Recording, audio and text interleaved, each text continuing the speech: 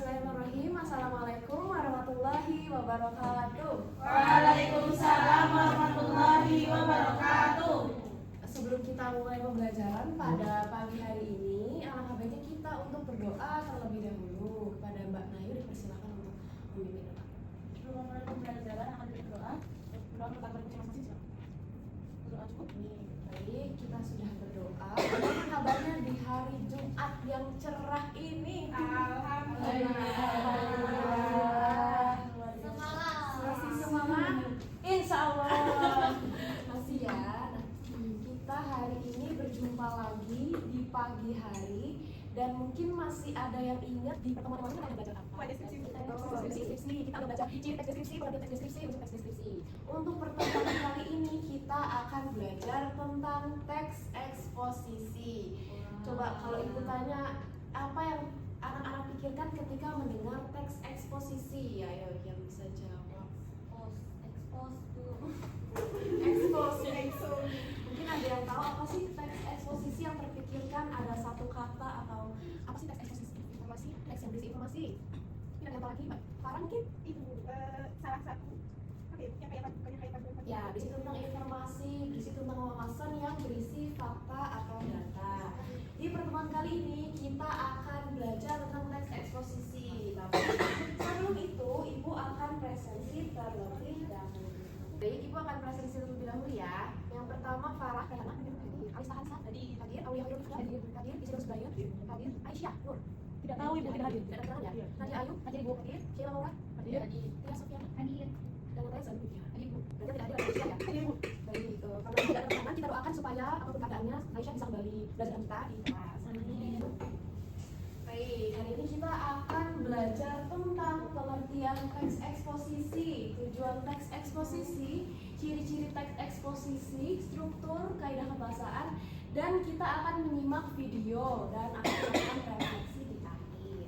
Ada pengertian teks eksposisi. Teks eksposisi ini merupakan jenis teks yang berisi informasi dan pengetahuan yang disampaikan secara singkat, padat, dan disertai pendapat atau argumen dari penulisnya. Jadi teks eksposisi kan tadi seperti yang sudah kita bahas, bahwa ini berisi tentang ajakan atau informasi yang ingin diketahui oleh para pembaca. Nah, teks eksposisi ini juga harus berisi pendapat dari penulis supaya meyakinkan para pembaca.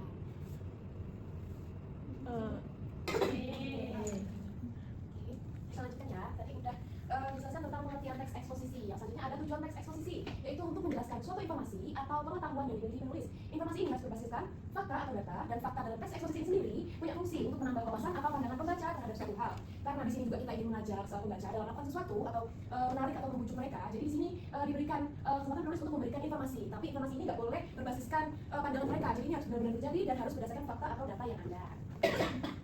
Yang selanjutnya ada ciri-ciri dari teks eksposisi. Yang pertama, memiliki gagasan, yaitu berisi pernyataan berupa penilaian, komentar, dan saran dari penulis terkait topik yang sedang dibahas. Nah, pernyataan ini harus memberikan pandangan dari penulis dan saran terkait topik yang dibahas, dan yang itu nggak boleh asal, dan itu harus benar-benar terjadi. Dan yang kedua, ada terdapat bujukan atau dorongan untuk mengajak pembaca menanggapi permasalahan yang dibahas.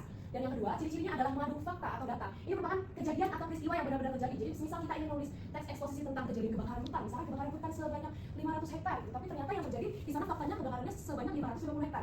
Itu nggak bisa ya, itu adalah data yang berbeda. Jadi kita harus cross check apakah yang terjadi ini benar-benar ada, dan angkanya juga harus sesuai. Dan yang kedua adalah berfungsi untuk memperkuat gagasan agar lebih meyakinkan para pembaca.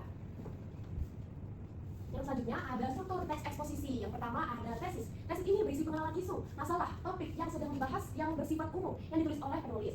Yang kedua ini ada argumen. Argumen merupakan bagian terpenting dalam teks eksposisi karena berisi pendapat, argumen, penulis sebagai fakta untuk menjelaskan tesis. Karena tesis bersifat umum, tapi di dalam argumen ini lebih dijelaskan, lebih dirincikan apa yang sedang dibahas dan apa yang sedang terjadi. Dan yang ketiga ada penegasan ulang. Penegasan ulang ini berisi tentang ringkasan atau kesimpulan terkait pendapat-pendapat penulis sebelumnya. Jadi kalau tadi argumen merupakan inti atau pokok dari yang sedang dibahas, kalau penegasan ulang ini berisi tentang pernyataan atau ringkasan kesimpulan pendapat dari si penulis. Yang selanjutnya ada kaidah kebahasaan dari teks eksposisi. Yang pertama ada kata teknis. Yang pertama mungkin boleh dibacakan Mbak Rifda. Ya. Kaidah kebahasaan yang pertama kata teknis, istilahan terkait suatu topik atau masalah yang dibahas. Misalnya saja seperti sektor kehutanan, penerbangan liar, hutan lindung, kehutanan masyarakat, ekowisata, dan lain sebagainya. Kalau kata teknis ini merupakan kata-kata khusus yang menjelaskan suatu topik seperti itu, sektor kehutanan, penerbangan liar, hutan lindung, kehutanan masyarakat, ekowisata, dan yang lain-lain. Dan yang nomor dua ada kata argumentasi. Kata argumentasi ini menggunakan kata-kata yang menjelaskan dengan hubungan argumentasi, misalnya seperti jika, karena, sebab, akibatnya, dan demikian kata-kata itu. Kata-kata ini merupakan kata-kata yang menjelaskan atau memulai sebuah topik di dalam struktur yang tadi sudah dijelaskan, yaitu bagian argumentasi.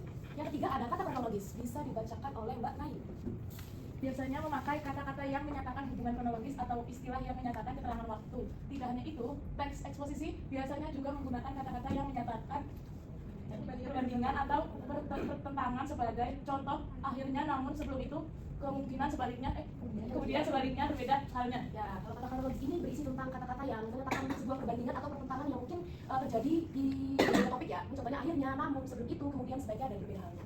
Dan yang keempat ada kata kerja mental. Ini biasanya memakai kata kerja yang digunakan untuk menggambarkan jiwa seperti menyimpulkan, memperkirakan, mengharapkan, memprihatinkan, mengagumkan, menyedihkan, menduga, mengasumsikan, menjelaskan, dan lain sebagainya. Ini untuk menjelaskan kondisi apa yang terjadi di dalam berita tapi menggunakan kata-kata yang tidak mengandung opini dari si penulis. Dan yang kelima ada kata rujukan. Kata rujukan ini menggunakan kata-kata yang menghubungkan pendapat seseorang seperti merujuk pada pendapat atau berdasarkan data ini ya. Tadi kan karena teks eksposisi ini harus berisi fakta, jadi si penulis ini juga harus mengemukakan pendapat dari orang lain tapi juga harus benar-benar terjadi, entah itu wawancara atau berdasarkan data atau merujuk dari beberapa artikel yang sudah ada. Dan yang keenam ada kata persuasif. Kata persuasif ini biasanya juga memakai kata-kata yang mengajak atau mempengaruhi si lawan tutur atau para pembaca. Kata ini biasanya digunakan untuk melakukan ajakan yang biasanya menggunakan kata-kata sebaiknya, diharapkan, perlu, hendaknya, atau harus. Dan yang terakhir ada kata denotatif. Kata denotatif ini merupakan kata yang menjelaskan sesuatu agar lebih jelas. Nah, kata denotatif ini merupakan makna asli ya, tanpa diperhalus atau artinya lebih disampaikan lagi. Contohnya kurang merupakan arti dari tidak cukup. Panas itu merupakan arti dari suhu, hutan merupakan kawasan, dan padi merupakan padi atau tumbuhan. Nah, yang selanjutnya apa yang ada di benakmu tentang foto ini? Apa sih foto ini? Foto, sampah, jajanan, boleh. Bungkus plastik, ya betul, sampah ya. Ini adalah foto sampah plastik yang sepertinya ada di TPU ya. Ini lebih dominan ke plastik ya. Ada Molto, ada Cleo ya. Bisa dilihat ada sedap ya. Ini adalah sampah plastik yang kita gunakan sehari-hari ya. Kita mencuci baju, kita menggunakan Molto pakai plastik. Kita beli gorengan pakai plastik ya. Kita beli minuman pakai plastik gitu. Kenapa sih Bu tiba-tiba ada foto sampah? Karena setelah ini kita akan menyimak video tentang kenapa sih sampah plastik ini berbahaya untuk kehidupan kita sehari-hari. Nah, ini di sini ada barcode untuk latihan berkelompok. Tapi sebelum itu jangan dipindai terlebih dahulu karena ini untuk berkelompok. Sekarang ada 1, 2, 3, 4, 5, 6, 7 orang ya. Berarti ada 3 kelompok. Dan yang 1 3 orang ya, berarti yang 2 orang, 2 kelompok 2 orang. Jadi untuk kelompokannya ibu minta untuk berhitung dari angka 1 sampai 3. Setelah 3 kembali lagi ke 1 gitu ya. Dimulai dari sebelah sini, silakan. 1, 2, 10, 3 Ya. 1, 2, 3. Oke. Seperti itu. Yang dapat 1 silakan berkumpul ke 1, yang dapat 2 silakan ke 2, dan yang 3 silakan berkumpul dengan angka 3. Silakan. Situ aja nanti.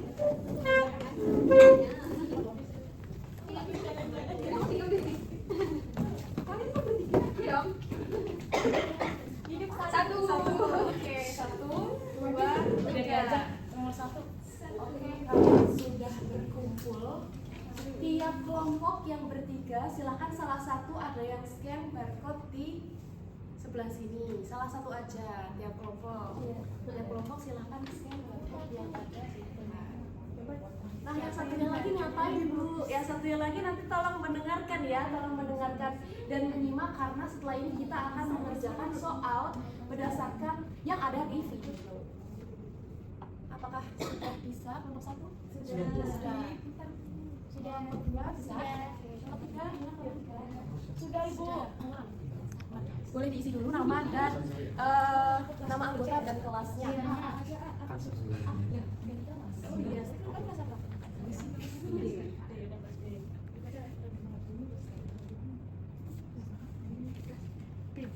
Ini warnanya biru. Itu biru. Biru tadi kelas yang tadi kelompok biru. Itu, sekarang biru lagi. Iya. Biru lagi. Hari ini kita akan menyimak video. Tidak hewan ya, tidak menyimak video yang ini ya. Kita akan menyimak kenapa sampah plastik berbahaya. Nah, di dalam Google Form kalau udah di next, apakah sudah di next? Sudah. Sudah. Di sana terdapat 5 soal yang bisa dijawab kalau anak-anak menyimak dengan baik ya. Jadi kenapa sampah plastik berbahaya? Itu sudah terkait dengan yang ada di teks eksposisi. Jadi ibu harap anak-anak memperhatikan ya, yang nggak memegang handphone boleh mendengarkan ya dan mencatat poin-poin pentingnya.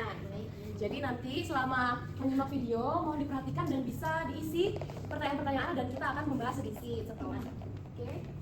Ini ibu putar videonya dan videonya akan diputar sekali saja. Jadi nggak ada yang boleh mengulang lagi. Oke. Kaget saya. Nanti maaf ya kalau audionya agak berisik. Kenapa sampah plastik berbahaya? Siapa yang tidak kenal plastik? Hampir semua barang yang dijumpai dalam kehidupan sehari-hari terbuat dari plastik, seperti kemasan makanan, botol minuman, kantong belanja, mainan, peralatan rumah tangga, elektronik sampai kendaraan. Lengkap ya?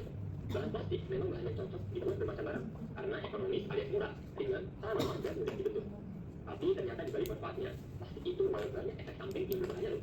Dan lagi karena plastik ada di mana-mana, bahaya yang dibawanya juga menyebar di mana-mana. Bayangkan, bahan kimia berbahaya plastik sudah ada di dalam tubuh kita sendiri. Lalu kalau sudah begitu, apakah berbahaya bagi kesehatan? Ya jelas dong, banyak sekali penyakit berbahaya seperti kanker dan cacat janin yang dapat diderita jika kita terus-menerus terpapar racun plastik. Wah, pokoknya menyenangkan sekali bahaya sampah plastik ini. Makanya, kita harus tahu ya apa itu plastik, kenapa bisa berbahaya, dan apa saja dampaknya jika tidak dikelola dengan baik. Plastik dibuat pertama kalinya pada tahun 1862 oleh Alexander Pound. Waktu itu bahannya alami, yaitu berupa selulosa dan diberi nama paksain, sesuai nama penciptanya. Tapi paksain kurang diminati karena harganya yang mahal. Para ilmuwan akhirnya terus berusaha untuk mengembangkan bahan plastik. Sampai pada tahun 1907, seorang ahli kimia Amerika, Leo Henry Bakelite, berhasil membuat plastik sintetik pertama dari minyak bumi yang dinamai dengan bakelite. Dari sini, berbagai jenis plastik sintetik lainnya ditemukan dan dibuat untuk berbagai keperluan. Kata plastik sendiri berasal dari bahasa Yunani plastikos, yang berarti lentur dan mudah dibentuk. Untuk digunakan, biji plastik dicampur dengan berbagai bahan aditif atau bahan tambahan untuk meningkatkan manfaatnya. Plastik akhirnya terus berkembang pesat karena memiliki banyak keunggulan, sehingga tahan lama, anti karat, tahan air, murah, dan praktis. Maka dalam waktu singkat, plastik menjadi ilah baru menggantikan logam dan kayu untuk berbagai kebutuhan. Pada tahun 1959, ilmuwan asal Swedia Sten Gustafsson membuat kantong plastik untuk menggantikan kantong kertas. Tujuannya agar lebih ramah lingkungan karena pembuatan kantong kertas harus mengorbankan batang pohon. Selain itu, pembuatan kantong plastik juga memerlukan energi yang lebih rendah. Semakin lama penggunaan plastik semakin meningkat karena industri semakin maju dan jumlah manusia semakin banyak. Sayangnya hal ini tidak diimbangi dengan kebiasaan dan kesadaran lingkungan yang baik. Kini orang-orang menggunakan plastik hanya untuk sekali pakai dan setelahnya langsung dibuang. Kantong kresek, botol atau gelas plastik minuman, plastik kemasan dan sedotan, semuanya terbuat dari plastik. Hasilnya, sampah plastik menumpuk dan bertebaran di mana-mana. Beberapa jenis sampah plastik sebenarnya bisa dimanfaatkan kembali jika penanganan dan pengolahan sampah dilakukan dengan baik. Ada yang bisa dilebur dan dibuat plastik kembali atau benda lainnya. Ada yang dijadikan bahan campuran aspal, ada juga yang diolah menjadi bahan bakar. Namun di Indonesia sendiri, baru sekitar 10-15% sampah plastik yang diolah kembali. 60-70% tertimbun di tempat pembuangan akhir dan sisanya terbuang ke lingkungan.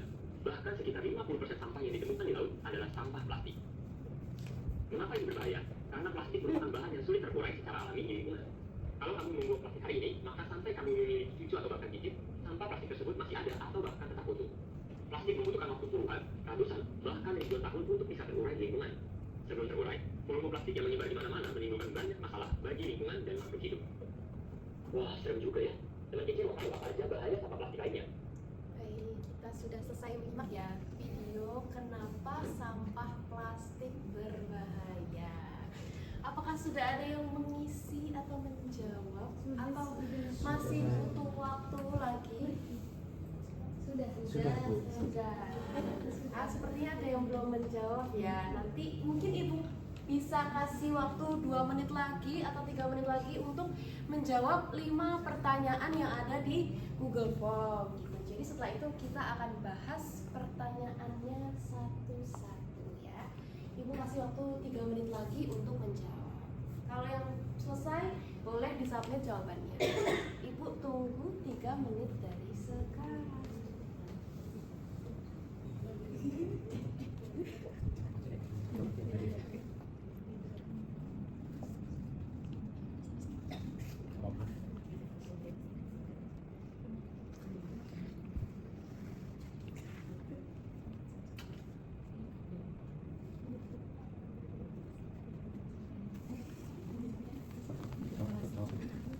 Kelompok 1 apakah aman? Banyak sekali jawabannya. Kelompok 2 gimana jawabannya? Apakah sudah aman? Kelompok 3. Sudah lagi Bu. Masih banyak waktu, masih 2 menit lagi. Sudah. Sudah selesai. Harus dikirim ya, Bu? Disubmit ya jawabannya. Kita siap dari sini aja pertanyaannya. Kita jawab pertanyaannya dari nomor 1. Sebutkan satu fakta penting dari video yang dapat menambah wawasanmu mengenai bahaya limbah plastik bagi lingkungan. Ibu pilih kelompok 3. Silahkan menjawab. Menyebabkan kanker dan cacat janin. Cacat janin, kanker dan cacat janin. Mungkin kelompok 1 bisa menjawab. Jawabannya apa? Fakta Satu plastik fakta. berbahaya Ibu. Tuh, kelompok 2 coba bisa mungkin jawabannya. Yang pertama Ibu membuang sampah plastik. Gimana nih jawabannya sama? Kita lanjut ya ke nomor 2. Video tersebut mengandung ciri bujukan atau dorongan sesuai teks eksposisi. Jelaskan ajakan apa yang disampaikan dalam video agar pembaca atau penonton ikut menanggapi permasalahan mengenai bahaya sampah plastik. Ibu pilih kelompok 2. Silahkan jawab. Ajakannya untuk bisa bijak dalam menggunakan sampah plastik karena sampah plastik itu urainya lama. Urainya lama. Betul. Kelompok 1 jawabannya apa? Kita diajak untuk mengurangi penggunaan sampah plastik. Sampah plastik. Kelompok 3 mungkin Jangan membuang sampah sembarangan karena sampah itu sulit terurai. sulit terurai. Kurang lebih sama ya. Nomor 3.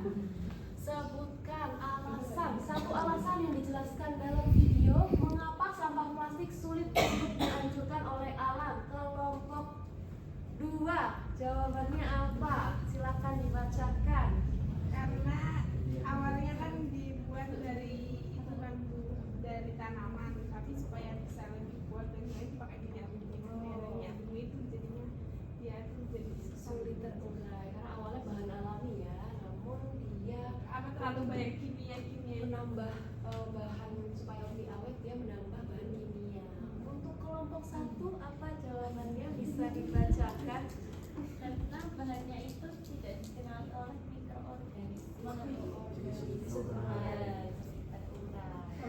Kelompok 3 dari tadi tertawa saja, Ibu lihat. Boleh dibacakan jawabannya apa? Kami simpel Ibu jawabannya karena plastik sulit terurai. Sulit terurai. Nomor 4 pertanyaannya.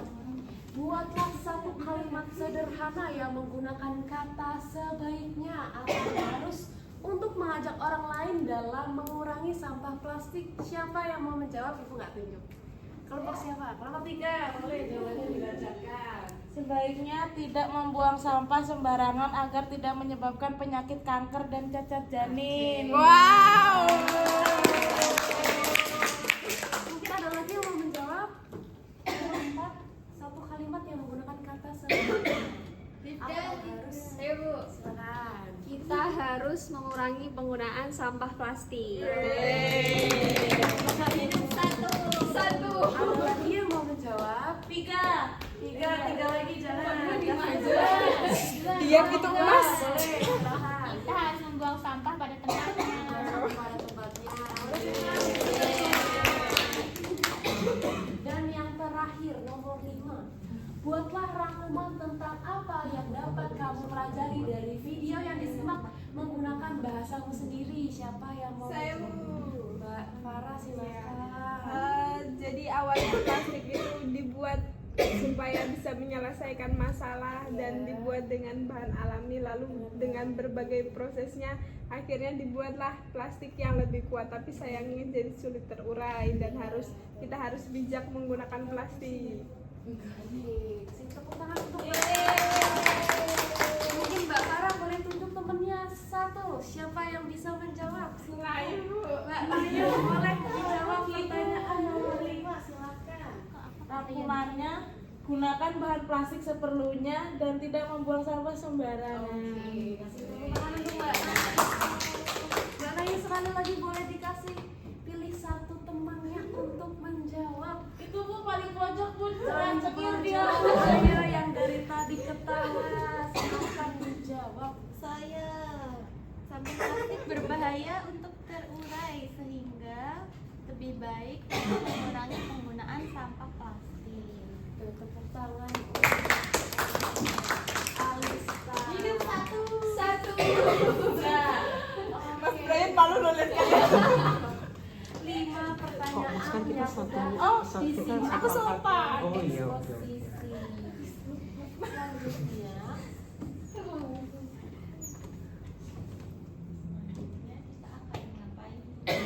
karena kita sudah menyimak video, Ibu mau memberikan tugas yang harus dikerjakan di rumah ya. Carilah 2 buah teks eksposisi dengan tema pendidikan yang terdapat di surat kabar atau internet. Kemudian setelah anak-anak mencari dan mendapatkan 2 buah, identifikasi struktur serta kaidah kebahasaan yang terdapat pada teks eksposisi tersebut. Nanti tugasnya boleh diketik, kemudian diidentifikasi struktur dan kaidah kebahasaannya. Nanti dikumpulkan melalui Google Drive. Nanti untuk ketua kelas bisa dibuat linknya. Untuk DL-nya kita sekarang hari Jumat, Ibu kasih waktu sampai hari Minggu. Apakah bisa? Harus bisa. Ini mudah sekali ya. Karena belajar tentang struktur dan kaidah kebahasan. Saya izin. Nggak usah saya harus bisa. Bisa. Ibu kasih waktu sampai hari Minggu jam 23. Ibu besok jalan-jalan sama aku. Harus dikerjakan. Saya mau pergi ke Swiss loh. Ini mudah sekali ya. Apakah ada pertanyaan tentang tugasnya hari ini? Mungkin ada yang pusing? Pusing. Harus bisa, harus dikerjakan. Pokoknya harus selesai. Kita mengerjakan teks eksposisi. Tidak ada yang dikirimnya lewat Google Drive. Nanti ketua kelas yang bikin link pengumpulannya. Oke? Tidak ada yang ditanyakan lagi untuk hari ini tentang materi. Sudah cukup. Karena materinya sudah habis dan sepertinya juga waktunya sudah mau habis. Dan tidak ada yang bertanya. Untuk pekan depan, karena anak-anak akan mengumpulkan teks eksposisi, nanti di hari Senin kita akan melakukan pembelajaran lagi. Kita akan melakukan pembelajaran tentang teks puisi. Jadi Ibu harap anak-anak hadir, dan mungkin untuk yang tidak hadir hari ini bisa diajak lagi Mbak Aisynya supaya bisa belajar dengan kita di kelas. Dan untuk tugasnya seperti ini, dan mungkin jika nanti ada pertanyaan lanjutan bisa ditanyakan di grup. Dan sepertinya sudah habis waktunya, dan materi juga sudah cukup. Ibu cukupkan untuk pembelajaran hari ini. Sebelum selesai, kita berdoa terlebih dahulu. Untuk Mbak Nayu dipersilakan memimpin doa. Untuk mengakhiri pembelajaran, anak-anak berdoa. Berdoa menurut agama dan kepercayaan masing-masing, disilakan. Berdoa cukup. Baik, Ibu cukupkan untuk pembelajaran pada pagi hari ini. Sekian, wassalamualaikum warahmatullahi wabarakatuh. Waalaikumsalam warahmatullahi wabarakatuh.